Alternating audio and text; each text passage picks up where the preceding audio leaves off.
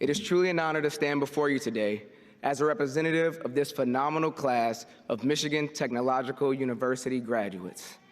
In 2018, Jaylyn Boone delivered the commencement address at Michigan Tech, where he was seen by hundreds of people. There was a time where I didn't even know if this was possible, meaning college football.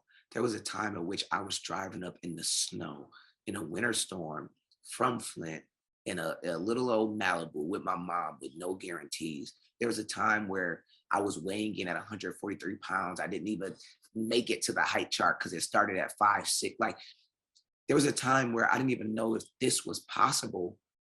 And I fast forward 4 short years, getting a college degree, an academic standout, outstanding man in business, whatever that means to this university, 3-year starter, football leader. And now I'm reading my bio, standing up on the same stage as a senator, standing up on the same stage as the university president and distinguished guests and members and faculty.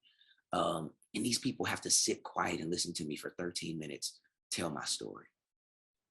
It was surreal, and it didn't really hit me until that moment. Boone, a finance major, was also seen and supported in the classroom.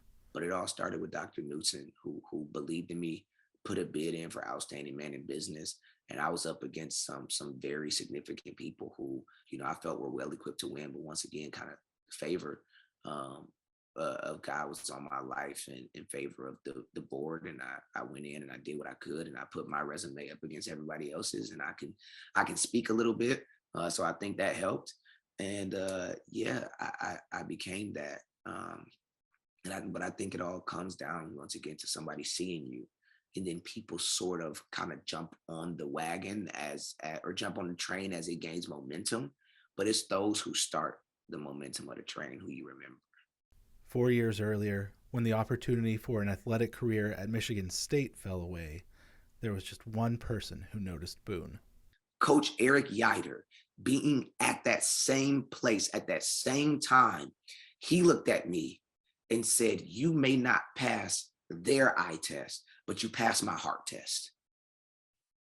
It wasn't about your stature that attracted me, but it was about your spirit that attracted me. Every time you were on the field, you played like you had something to play for. Every time you ran a sprint, you ran it at 110%. Every time you did a drill, you did it with precision. And it's not your size that is going to bring you success, but it's that focus and that attention to detail.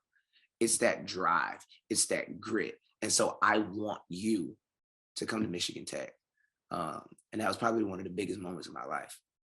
Following the death of George Floyd, athletic director Dr. San Riget invited Boone to speak to the football team and provide perspective about what was going on at the time.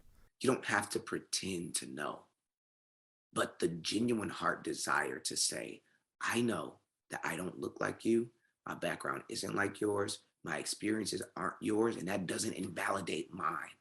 Because hear me, as a female, she's also been a minority. And as a female, as an athletic director, she's had her own experiences with being an underrepresented minority. So her acknowledging the challenges of my community and my people does not all of a sudden invalidate the challenges that she's had. It actually gives us common ground to connect on and say, I know what it feels like to be ostracized. I know what it feels like to not pass someone's eye test. And so because of that, I want to understand with more clarity what it is that you need in order to feel seen and supported. 5 years after graduation, Boone continues to contribute to the campus community. Legacy is you've been invited with the privilege. You've been invited to help advance life for underrepresented minorities at Michigan Tech.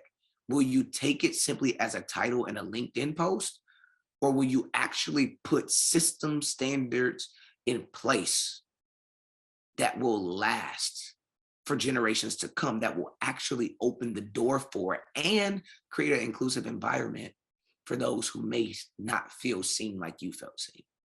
As Boone looks ahead to his next 40 years, what he wants to be seen as now is a man of faith.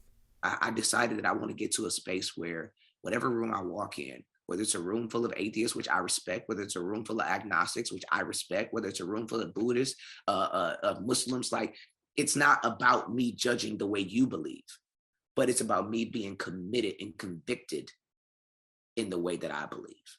Right. So that's just a little bit about how I don't want you to think that it's perfect and I do it every day, but I am doing it more and more. And I think progress is the key. Now a husband and father, Boone has a new vision of success. My goal in life is for my daughter to be able to breathe deep,